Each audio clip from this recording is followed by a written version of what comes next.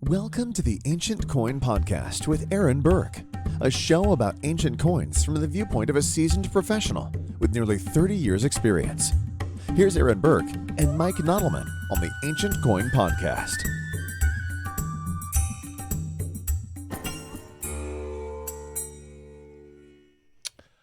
And the sound of the tone means, once again, it is time for the Ancient Coin Podcast with Aaron Berk. I'm Mike Nodelman, which makes I'm him Aaron Berk. Aaron Berk. This is our 25th episode. Nice milestone episode. But we will start on a little bit of a sad note. Aaron, please take it away. I just want to dedicate this episode to my brother Darren, who passed away, unfortunately, this week, unexpectedly. And so the family's dealing with a lot, but we've had a lot of love and support from family and friends. And so that makes things a lot easier. So, but I wanted to dedicate this show to him. There you go. So on this episode, we are going to do our usual set of nonsense. We'll have some stuff from auctions. We have a little educational piece. And, I think that this educational piece is actually a little overdue. So I like this one a lot. But we will start. I figured you might. Yeah. Well, it's one that I need particularly. So we will start with some of the things that are currently up for auction and that have caught Aaron's eye. Aaron, what are you looking at? Well, we are getting into our spring auction season, and so as the catalogs start flying in, I wanted to pick out two auction houses that we profiled before, but that have their spring sales up. The first one is the Gorny and Mosch sale. They're out of Munich, Germany, and they are having their auction 293, and that's going to be March 6th and 7th. So that's like right around the corner here. Well, it's like it that closes would be Monday. in a day and a half. Right. So depending on when you listen to this episode, it might be already passed. True. So, but it doesn't matter. We're here to review and to learn, and so that's all that really matters. Yeah. So I picked out a couple of coins I thought were interesting. The first one is the Naxos Drachm, and Naxos is an interesting city. It's a Greek island. It's part of the Cyclades, and it's still there now, and you can go there, and pulls in a lot of tourists. Zeus have said to been raised there, but the city was really watched over by Dionysus. And Dionysus is the god of wine and party and all of that fun stuff. And so, of course, Naxos uses Dionysus and grapes, which make wine, on their coinage. And so this is a very rare, normally the most famous Naxos pieces are the Naxos tetradrachms, that have a drunken satyr on the reverse of the coin and Dionysus on the obverse. Those are big time coins, very tough to get. But equally is the Naxos Drachm. There is a common version that looks like the tetradrachm, and this one is more archaic. This is minted between 530 and 490 BC, and it is a drachm, and it has Dionysus on one side and grapes on the other. Really and nice. This particular. Go ahead. Really nice detail on this. I mean, it's easy to tell what your subjects are. Yeah, and in fact, this is a coin that doesn't typically come up, and so it is their cover coin. It also was ex-NFA, Los Angeles, 1987, and also came out of Jean Vichon, Paris sale from 1985. So it has a decent pedigree. But for anybody who collects Sicilian, this is one that evades most collectors. So moving on, I wanted to profile the Phanes. This is what's really interesting about Phanes is no one really knows who struck these coins. The most famous ones, which we've profiled on the show, is a large stater that has a deer on it, and it has Greek letters. It's the first time that someone's named on a coin. actually. These were minted at the beginning of coinage, so 625 to 600 BC, and it actually translates as the badge of Phanes. But again, nobody knows who Phanes was. Phanes was actually, there's a god of light that was Phanes. And then there's different denominations. So only the two largest denominations have the actual Greek legends, and then the smaller denominations like this just have a deer on it. And deer were worshipped in Greek times, and so it's not unusual for that to be the situation here. There are 7 different denominations that this person Phanes, whoever he was, issued, and so there are people that can't forward the staters because they bring ridiculous amounts of money. But the smaller denominations like this are relatively affordable. And this one is kind of very small, more or less a dot. It's 7 millimeters. It's really not that big. It's 1/24th of a stater. It's only 0.55 grams. So it's very, very small. Yeah. So, and all of the Phanes, like a lot of the early coinage, that came out of Turkey, ancient or modern day Turkey, where coinage started, they're all made out of electrum, which we've talked about before, are a gold silver mix. So, I've handled a lot of the large staters, and I've also handled a lot of the smaller denominations. But again, it's a very cool coinage, and it's the beginning of coinage, or right at the beginning of coinage. So it's got a lot of mystery there. And then after that, I'm going to go to Roman. And I actually profiled these in one of my Instagram posts, different type, but this is Maximinus Hercules. His nickname was Hercules. And so, of course, you have Maximinus here on the obverse of the coin. And this is an Aureus, weighs about 5.22 grams.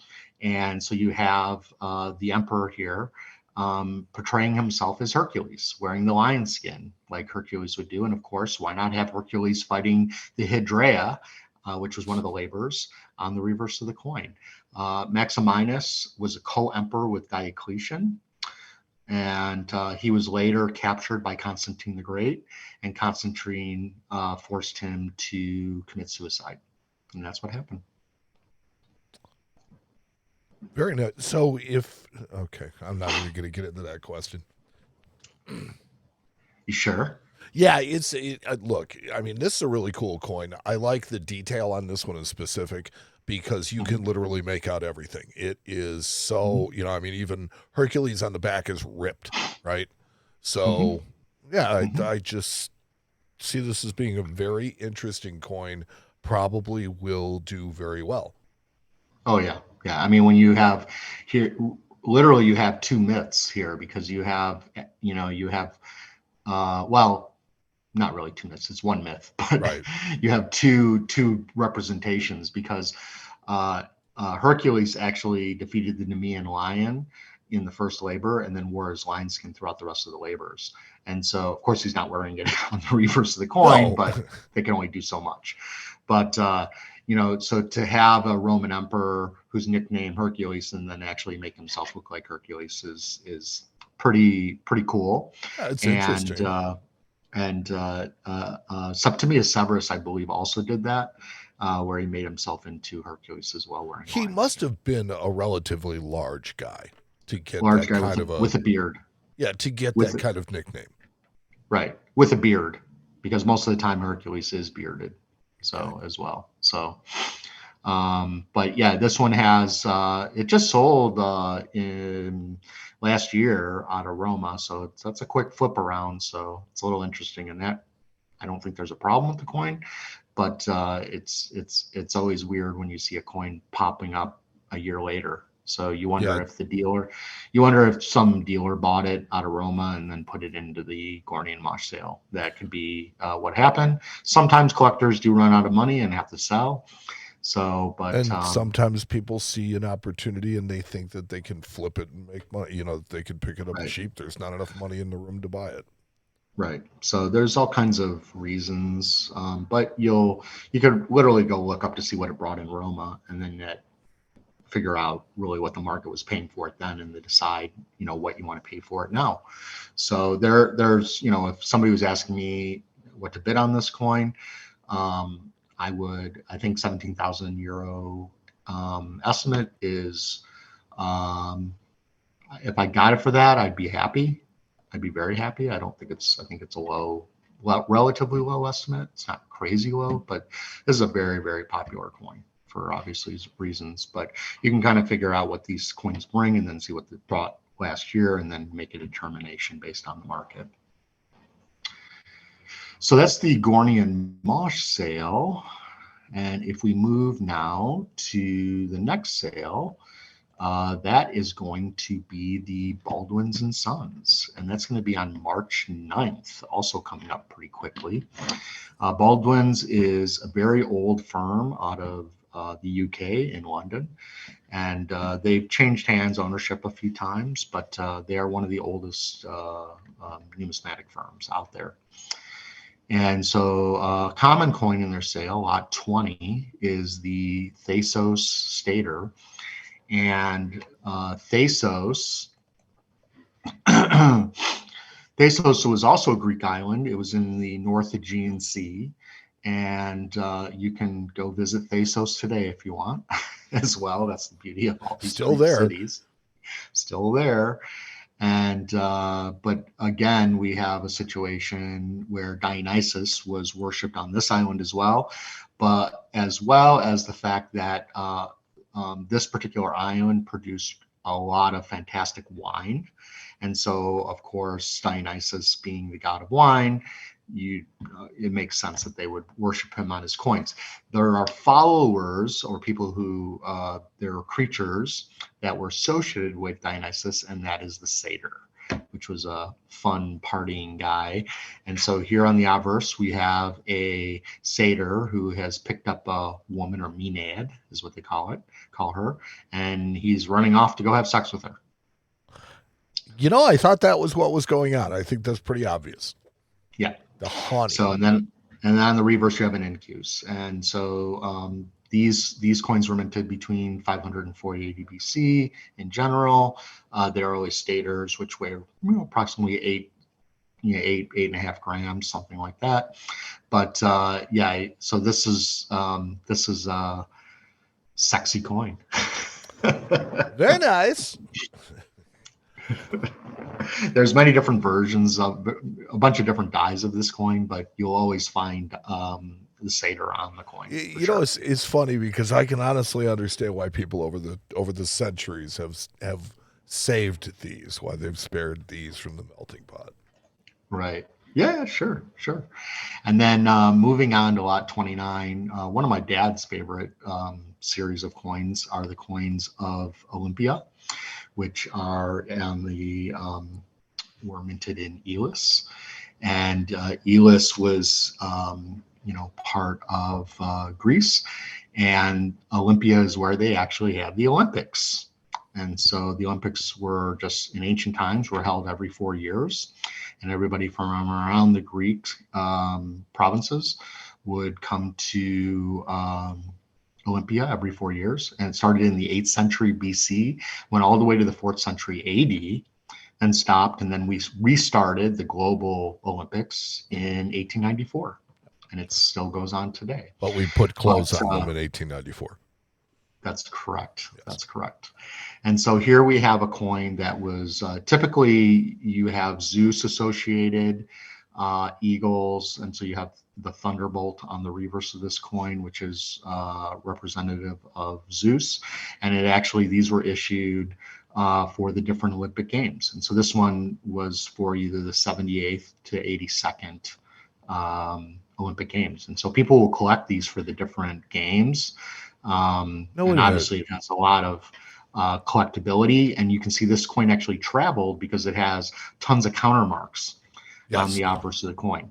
And so we've talked about that ancient coins were were passports even in ancient times. And so that's why the idea of coins being owned by one country is kind of silly, because they did travel in ancient times. And there's the proof right on the obverse of the coin, where you have basically 4 different InQ stamps. Now, you said that this symbolizes a thunderbolt. Are we talking about that the eagle is on a thunderbolt?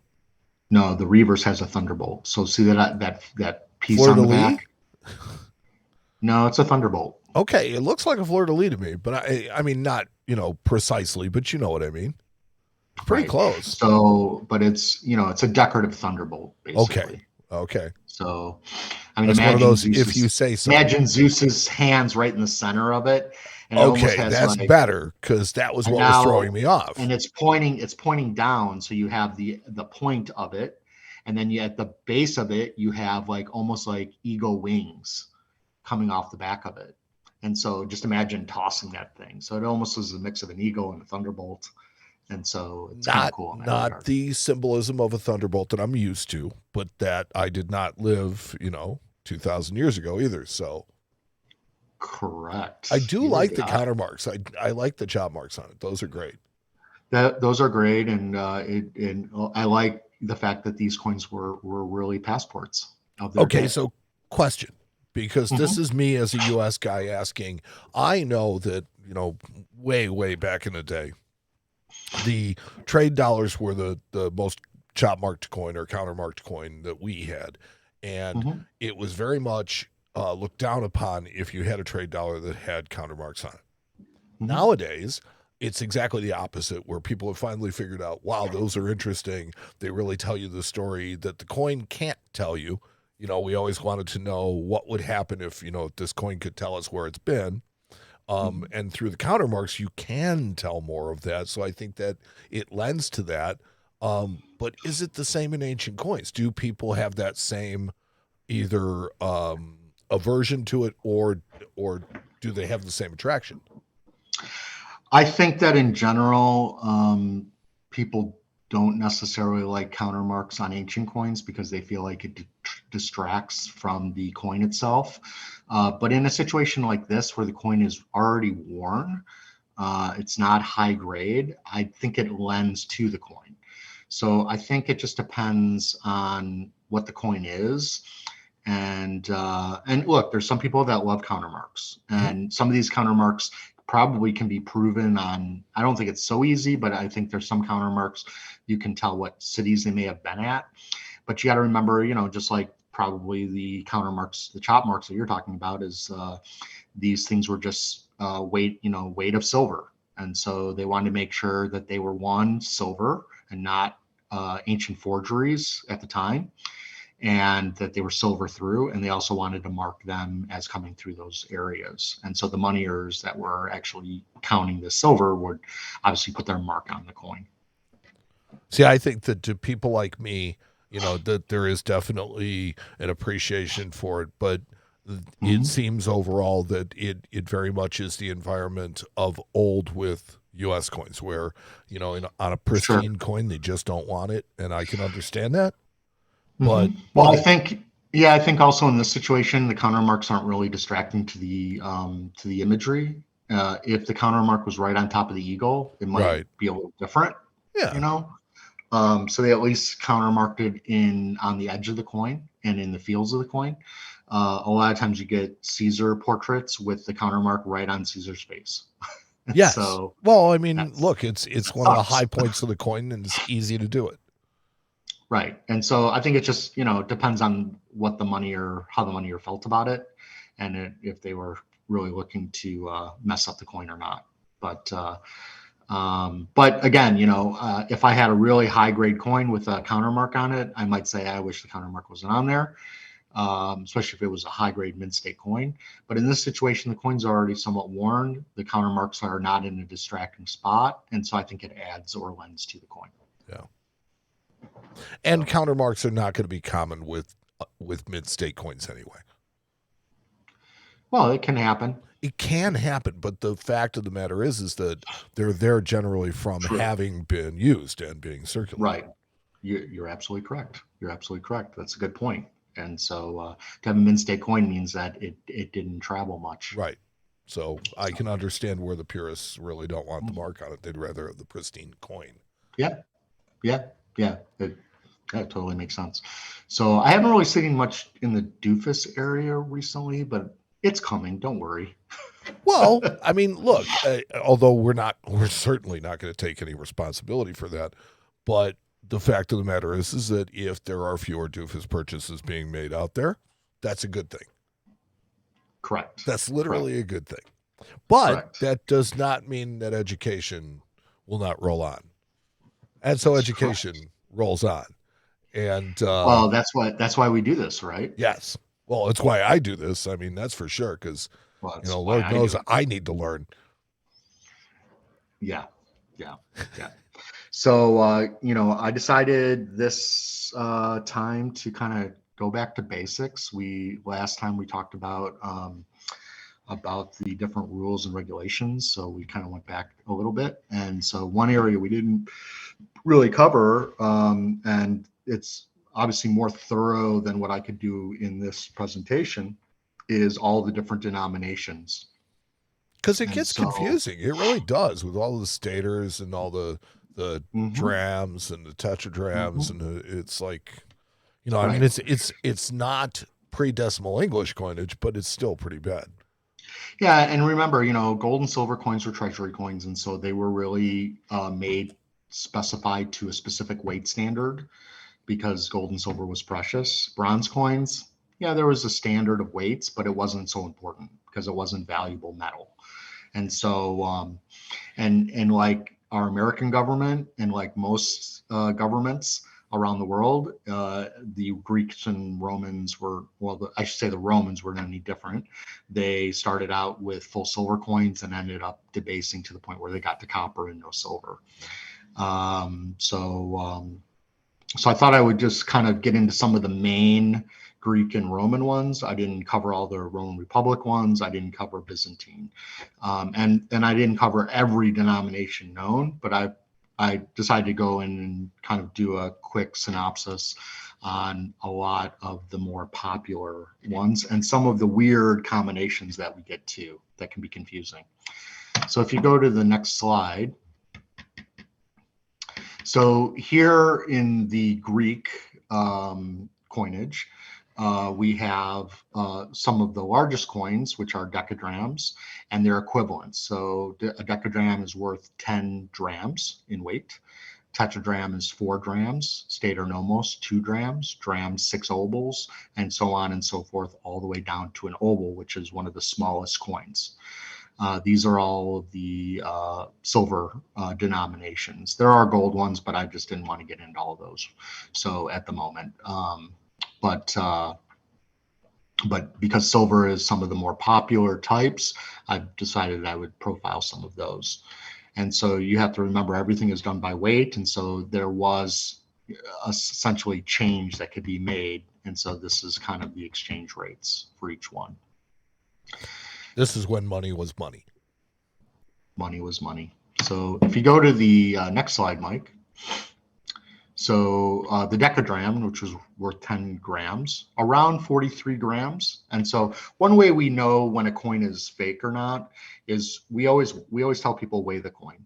If the weight is so far off, it's fake because they didn't mess around. So if you ended up getting a Dekadrachm and it was only 25 grams, it's fake. There's no doubt. If it was 75 grams, it's fake. You know, so they were very precise. You know, you can have some wiggle room around the 43 grams, you know, depending on where and things like that. But in general, that's about where it was. And for those of you who are unfamiliar with metals and how it works, you know, you can have a coin that's the right size, and it can be exactly the right thickness. It looks exactly right, but if it's made of the wrong metal, it will not weigh the correct amount. Right, and you know, one of the reasons why we always, in most coin catalogs, when you open them up, you have what's, you know, 1-to-1 photos, meaning you have actual size, is because these coins will always be around the same size as well in general. And so it's very unusual for them to be much larger or smaller and things like that. You can get a full flan on a Roman coin, that happens, but in general, the sizes will all be the same. And another reason we do it, we put actual sizes in is, if I had a small little coin and I did an enlargement, but I didn't put actual size and the person got the coin, they might be a little surprised. And so you want to make sure that the people know what they're buying. That's why another great part about doing videos for, like we do at HJB for every single coin, is people see what the size is because we have somebody holding every single coin. And so that immediately tells you what the scale of the coin is, as well as telling you luster and all the other things that we've talked about in the future, in the past, I should say, on doing videos of coins.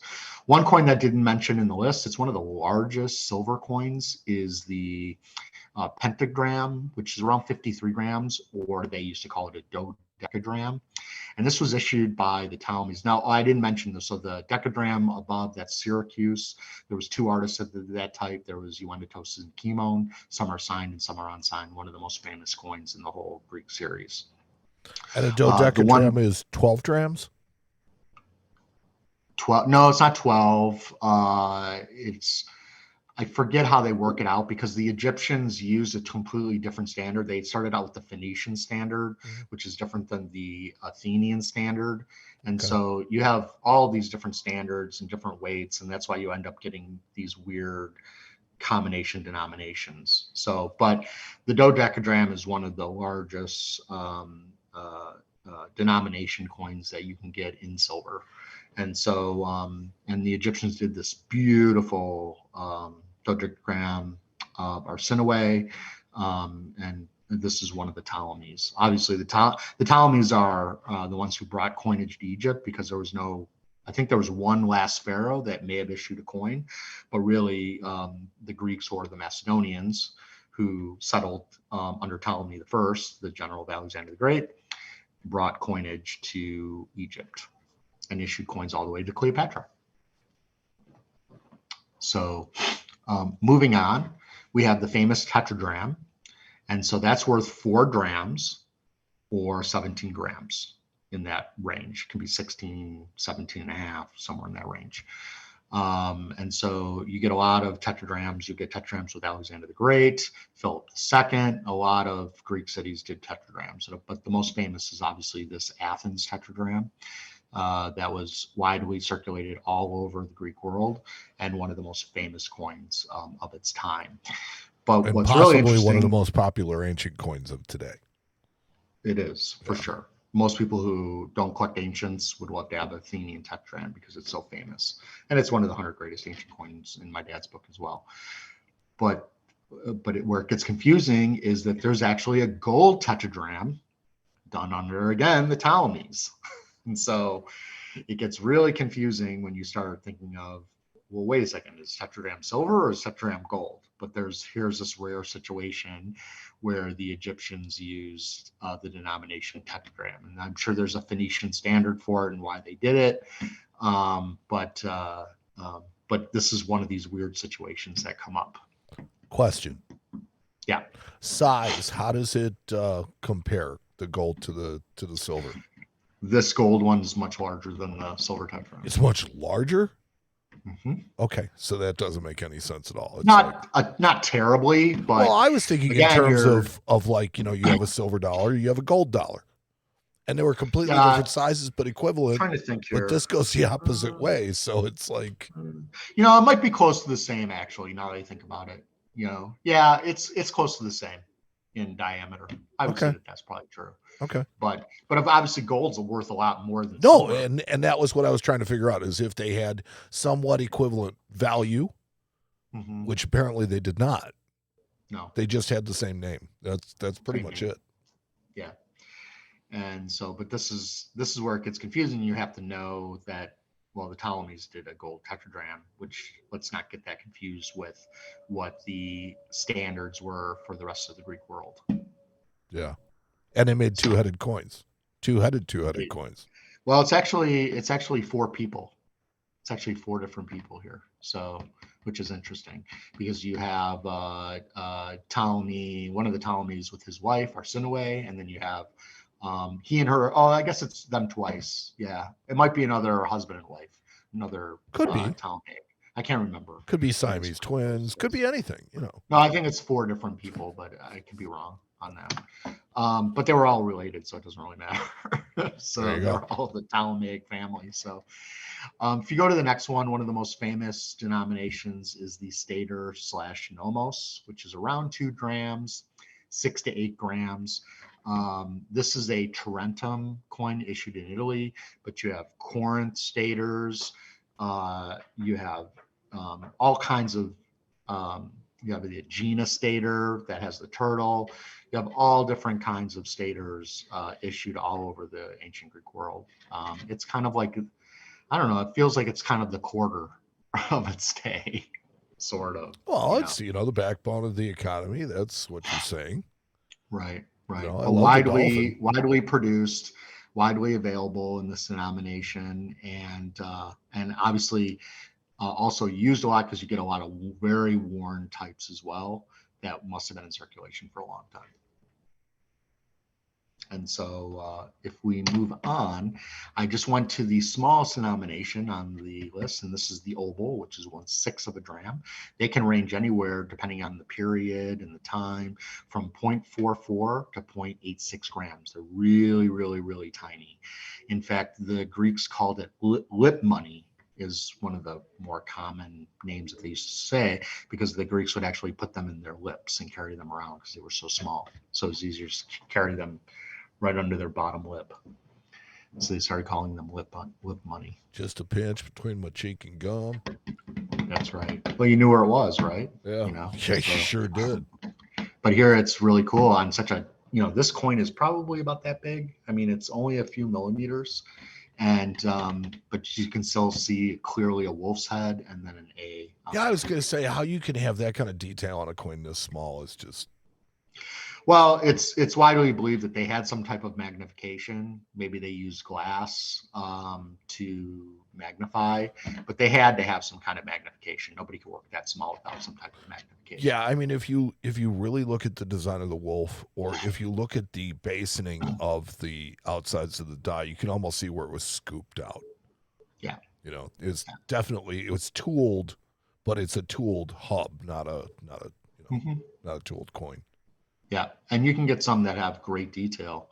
So, I mean, this one's relatively worn, but you can get some that are really amazing. And I think when you see some of these really tiny coins, and most of these tiny coins, this is a great area to collect, I should mention too, because the smaller the coin, the cheaper the coin. And so, these smaller denominations aren't so widely collected because they're so tiny, but you can buy them for literally under $100 in most cases. And so it's a wonderful area to collect for somebody who can't afford expensive silver or gold, to be able to collect smaller denominations like this from all, and many of the Greek cities produce small denominations like this. So if you go to the next slide, this is a chart that I got from Wildwinds, and here they're starting on the far left. You see the different weights, and then they have the different denominations, and then they have the different standards. And so you have the Attic standard, the Achaean, the Rhodian, the Cypriot, Sicilian, Punic, all the way down. And based on where the weights of the fall, that's where the denomination falls. And you can scroll down on that list. It actually will scroll a little bit as well. Go up one. Oh, this list. Sorry, I missed it. Yeah. So, and you can scroll on this list. Just don't scroll to where you get to the very end, because then it'll take you to the next slide. Yep. But here you can see, like, we didn't even talk about siglos or half siglos or litras or shekels. We didn't talk about Jewish shekels, and the different Jewish types. And so there's literally not millions, but there's tons of different denominations. But go to Wildwinds. They have a really good tutorial on this. And you can some see of these weights get fall. Really ridiculous. They do. 0.46 grams, 0.43 grams, 0.3 grams, 0.2 grams. Yeah, all the way down to 0.07. Yeah. That's It's crazy, right? it's like losing a Yeah, contact lens. I know. It's insane. It's insane. So anyway, that's the Greeks. Now, if we go to the next slide, which you were already at, but Yeah, sorry. you gave him a sneaky peek. I did. So we get into the Roman period, and so again, I didn't do every denomination, but I got some of the fun ones. We have the gold Aureus, which is worth 25 denarii, silver denarii. The Quinarius, which is worth 12 and a half. The denarius is worth 16. It's actually the as, which you can see at the bottom. It's a bronze coin, but the plural is asses, and so it's worth 16 asses. So it's kind of like Uranus, it's a word Grow you up. love to say. Sorry, I couldn't help myself. I know. So, and then as the coins start getting devalued in Roman silver, you get to the Antoninianus and then the Phallus, where they are almost, they're considered silver coins, but not really because they're mainly copper at that point. And then starting with the bronze coins, you have the Sestertius, Dupanius, the As, the Semis, and the Quadrans. So, and then when you get into the late period, you have AE1 through AE4 or 5, which is based on millimeter size. And so because there's no value in the metal anymore, and so you'll literally have it's AE2 because it's this millimeter size, and so on and so forth. So if you go to the next slide after that, we have the Aureus, one of the most popular and sought after of all the Roman coins denominations, worth 25 denarii or anywhere from 6.5 to 7 grams. And here we have a coin of Nero. And so with Zeus, or no, it's Jupiter on the reverse on there. I think it's Jupiter. Yeah. Jupiter, Zeus, so. same thing. Same guy. Yeah, that's true. That's true. And he's holding the Thunderbolt too. See how the Thunderbolt, how it's double-sided like that? Yeah, okay, see, that Now you makes see more it? sense because I'm used to the typical Right. depiction of a thunderbolt. I Right. thought it was interesting to note that, the Aureus and the denarii and the difference because they're about the same size, Mm-hmm. but one is silver, one is gold. So that basically Right. tells you it's about a 25 to 1 silver to gold ratio. Right. Correct. And there's some, obviously there's gold medallions, and there are larger gold coins that you can get in the Roman period, but they're not the standard that you normally get. This is the standard. So if you go to the next slide, we obviously have the very famous Eidmar, issued by Brutus, the most famous coin in all of ancient coins. And so the denarius was worth 16 asses, and it can weigh anywhere from going from the Rome Republican period, 3.41 grams, all the way up through into the Roman Empire, 4.55 grams, before they started to devalue the silver. And so again, as the time goes, the weights change, but it was all the same denomination. So if you go to the next slide, this is where they start to devalue the silver. So around the time of 215 AD, Caracalla issued a brand new denomination which was the Antoninianus, which was considered a Roman double denarius. It was named after Marcus Aurelius, again, and they started out as a debased full silver coin. And then if you look to the coin to the right, this is under Florian, where it looks like a bronze coin with just a silver wash. See that kind of like raised kind of whitish area that would have had a silver wash over the top of it. Yeah, it almost looks like lead. Right, but it's a bronze coin that's covered with the silver wash. And so some people, depending on what's important to them, they will, if you can find one with a full silver wash still in existence on the coin, that's really sought after. Sure. So, but not normal. And then as you go, you get into phalluses, which are typically almost all bronze, but still considered silver coins in the classification. But this is really where it starts to go downhill as far as the Roman Empire's strength and them having to devalue their silver, just like we did in the United States in 1964 and 65. So Seems like things repeat themselves. They always do. So if we go on to the next slide, we have the famous Colosseum, which was the size of a Sestertius, which is 4 asses or around 25 grams. And so obviously the Colosseum, one of the most famous coins, but all of the Roman emperors in the first and second and on issued sestertii.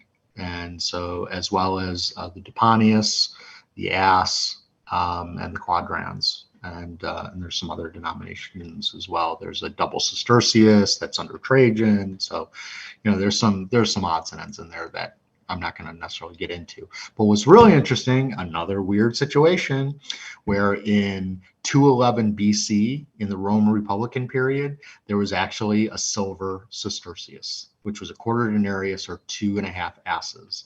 So going all the way back to 211 BC, this was considered a Sestertius, but it was the only time that it was used. But that's got to be tiny.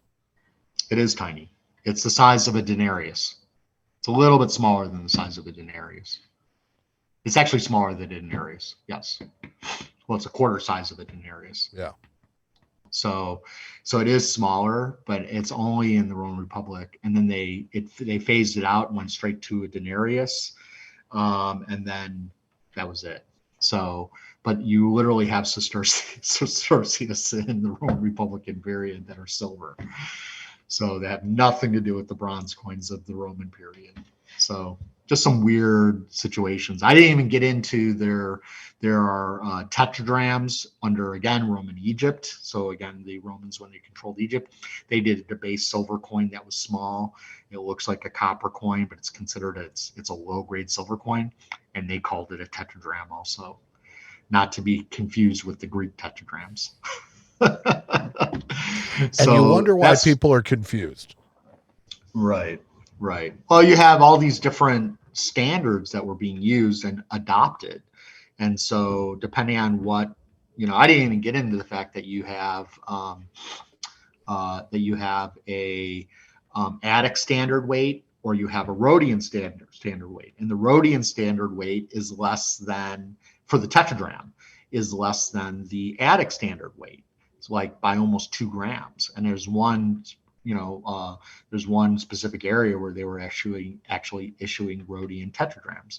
So again, you have to know the province and who, or the city that's producing it, and know what their standards are to figure out what the denominations are. Okay. So this is a lifetime. Yeah.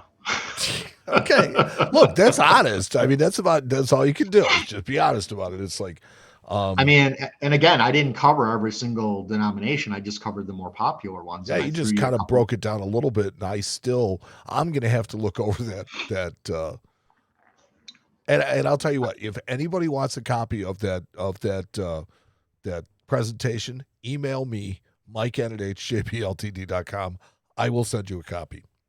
Yeah, and you can also, I got help from Wild Winds on some of these, so you can go to Wild Winds. They have, denomination history and stuff like that, and you can go there as well and see the same graphs and things like that. I added things that they didn't have because I wanted to touch on them, but in general, Mike, and you guys, any of you, if you ever want to see any of these slideshows, they're on Google. We can always share them with you, no matter what show we do. Just email me. Yeah, so if you ever want to see one, we're happy to share them. It's not a big deal. So it's the whole point. Yeah. Just make sure you do it read only. Yeah, that's true. Sorry, guys, I don't trust you that much. Love you, but I don't love you. So, and that brings us. So that's the education, I guess. That brings us to our pearl of wisdom.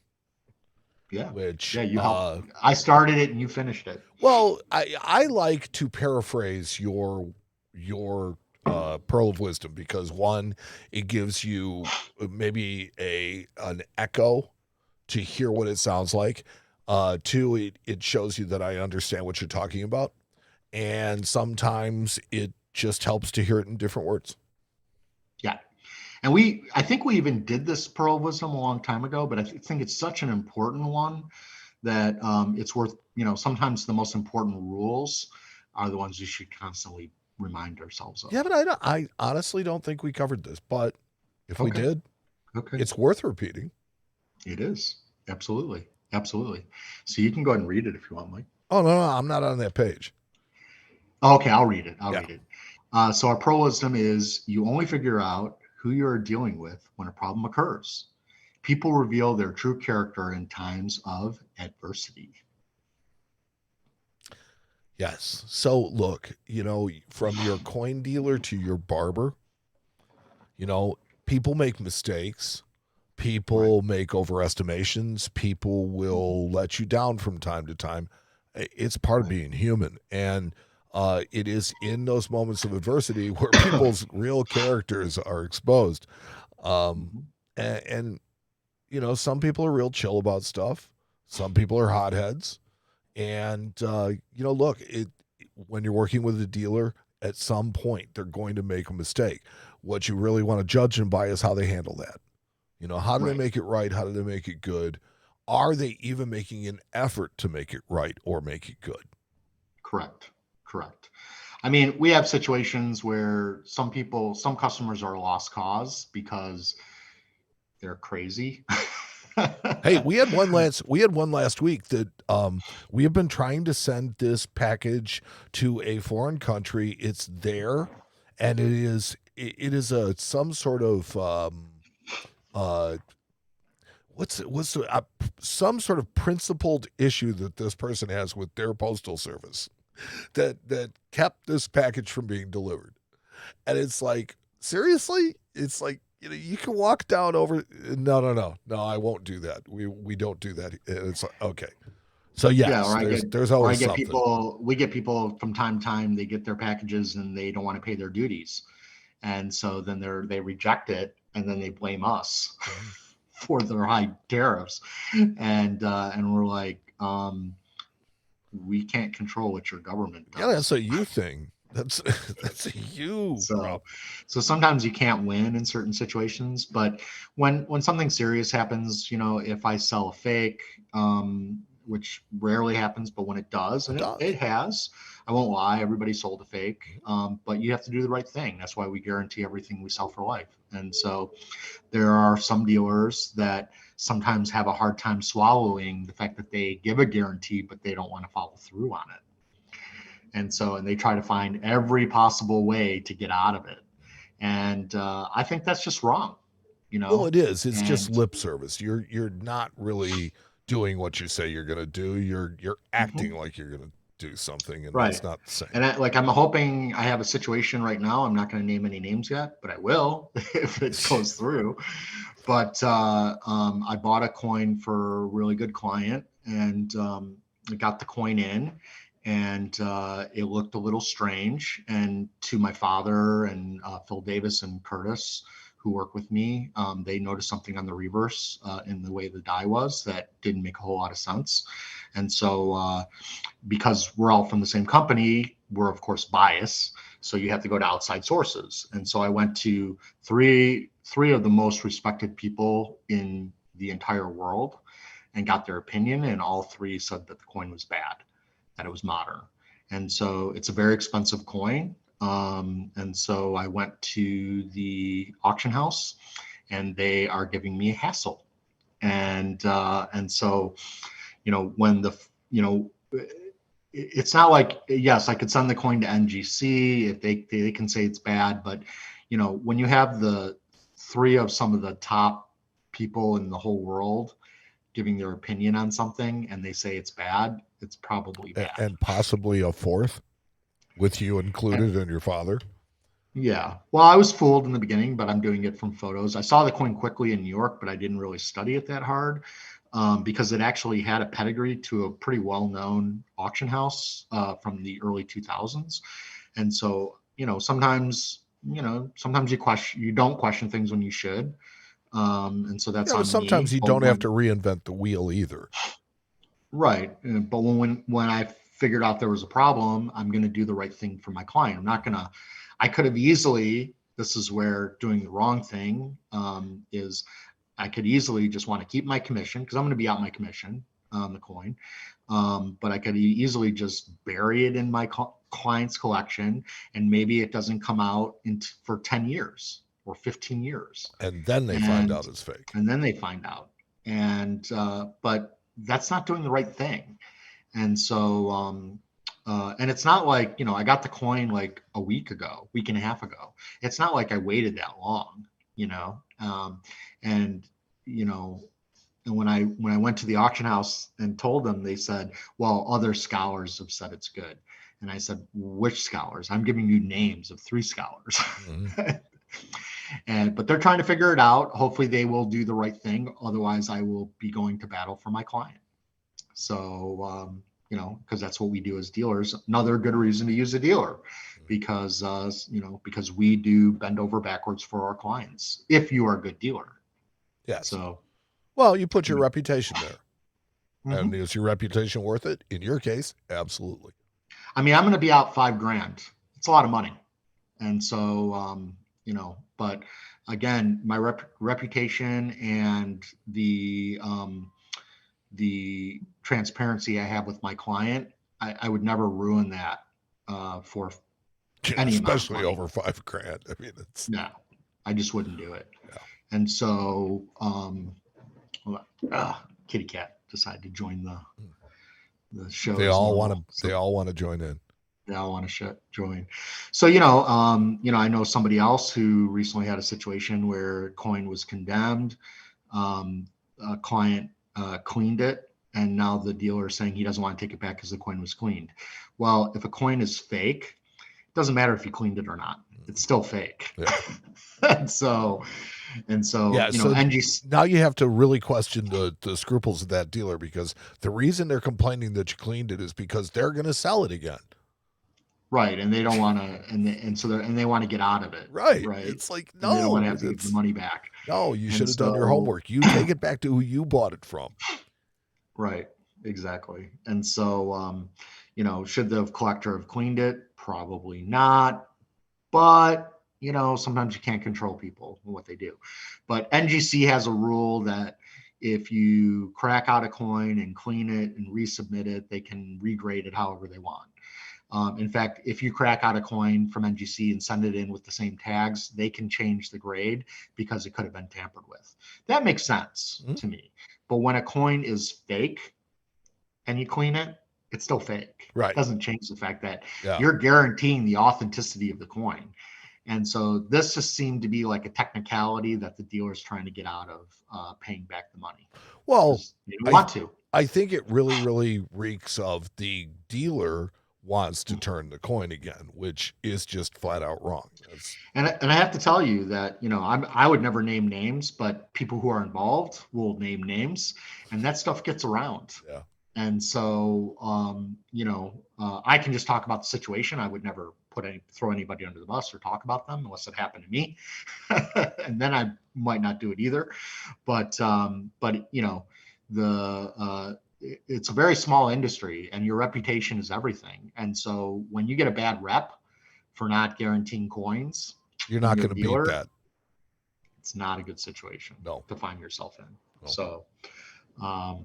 So anyway, so know who you deal with, and make sure that the people that you deal with, you'll find out real fast when a problem occurs, how they react and how they deal with it, and how you're treated.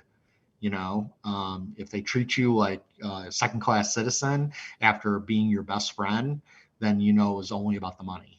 And yeah, everybody can be happy in good times, but it's when bad things happen, and they do happen, that you have to step up to the plate. Well, that's when people show you who they are. And I have an old friend who had a rule that said, it's like, I will believe you when you show me who you are. Correct. So yeah, and this is just true in life. Right. It's not just the coin business. No. It just happens to be in the coin business that there's a lot of people spending a lot of hard-earned money. Sure. And they want to make sure that the people they're dealing with are not going to screw them. And they're making a lot of assumptions that those people are worth the trust, and that they are worth. And it's nice because we have a store, and people walk in and they're like, yeah, I know you guys are big. You're here in downtown Chicago. You have a revenue. And I look at them and I say, you know what? It's like, you only get one shot at that. You don't play around with that. Right. Right. And you guys do a great job at the counter treating people right.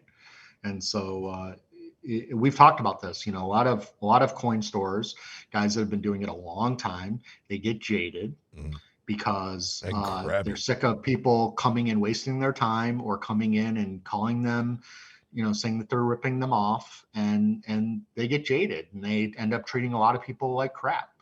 And you never know who that person is, and you really shouldn't treat anybody like crap, especially when you're in the retail environment. And so a lot of people go into coin stores and are totally put off.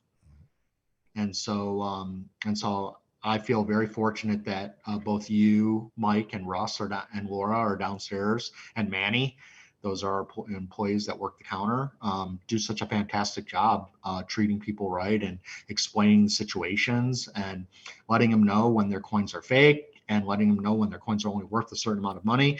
Has to be done with a certain amount of class and style. It takes just as much time to be nice to somebody as it does to be a jerk. Yeah, but one lasts a lot longer.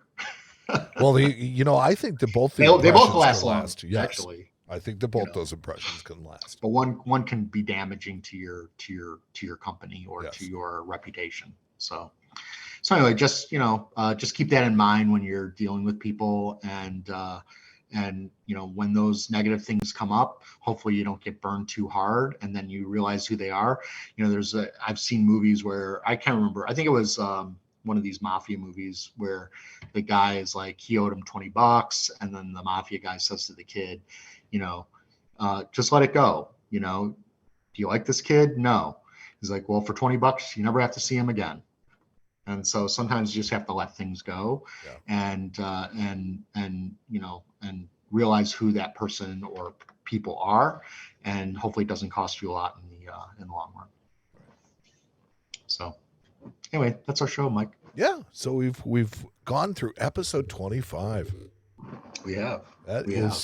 That's quite a milestone, I think. Yeah. In the time that sorry for the delay, guys. Between I went on vacation and then I had this this unfortunate situation with my family, and so we got delayed a little bit. But life gets in the way sometimes. So, but don't worry, if we're delayed, it doesn't mean we're stopping. Oh, we're not stopping. No, it just means we're delayed. Yeah. That's all. So, thank you guys all for watching the show again. And again, please, if you haven't subscribed to our YouTube channel, please do so, because when we publish, it'll automatically send you a notice that we put a new episode on. And so we like to get those numbers up. And so, again, we appreciate all the great feedback that you guys have given us. And the more people that like and subscribe, the more that YouTube will push this out to other people that may not know about it and might have an opportunity. So, that's what we're doing this for. We're trying to just spread the word and bring the love. Yeah, exactly. And that's all I got. Cool. So let's see. We will see you in a couple of weeks then on episode 26. But until then, for Aaron Berk, I am Mike Nodelman, and thanks for watching the Ancient Coin Podcast. Thank you. So long, everybody. Thanks for listening to the Ancient Coin Podcast with Aaron Berk. We'll return with another episode soon. Meantime, you can join our private group on Facebook. Just go to facebook.com and search the Groups tab for Ancient Coin Podcast Discussion Group and ask to join. There you can become part of our community, where we share and discuss ancient coins, as well as the show, the ancient coin market, auctions, or just to give our own opinions on things in order to learn together. Join Aaron and Mike again soon for the next episode of the Ancient Coin Podcast with Aaron Berk.